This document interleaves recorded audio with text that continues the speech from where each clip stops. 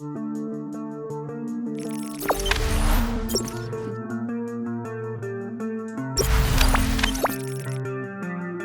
juara, nyatanya timnas Indonesia miliki satu keunggulan yang tak dimiliki Thailand dan Vietnam. Timnas Indonesia baru saja menjalani pertandingan di ajang Piala AFF 2020. Hasilnya, timnas Indonesia keluar sebagai runner-up. Meski begitu, hasil ini mendapat apresiasi dari sejumlah pihak. Timnas Indonesia harus puas menjadi runner-up dalam turnamen sepak bola paling bergengsi di Asia Tenggara, Piala AFF 2020.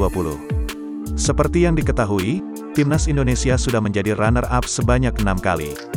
Rinciannya yakni tahun 2000, 2002, 2004, 2010, 2016, dan 2020. Namun, meski belum pernah sekalipun juara, timnas Indonesia rupanya memiliki keunggulan daripada tim Asia Tenggara lainnya di gelaran Piala AFF.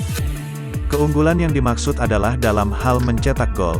Dilansir bolasport.com dari tetao247.vn, timnas Indonesia merupakan tim yang paling banyak mencetak gol sepanjang sejarah Piala AFF.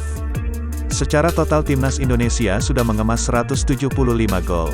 Catatan itu lebih baik ketimbang perolehan Thailand, 167 gol, dan Vietnam, 145 gol. Sepanjang sejarah Piala AFF, timnas Indonesia terbukti unggul dari rival, tulis tetao247.vn. Indonesia saat ini memiliki total 175 gol, di tempat kedua adalah Thailand dengan 167 gol, dan Vietnam di peringkat ketiga dengan 145 kali menggetarkan jala gawang lawan. Lanjutnya,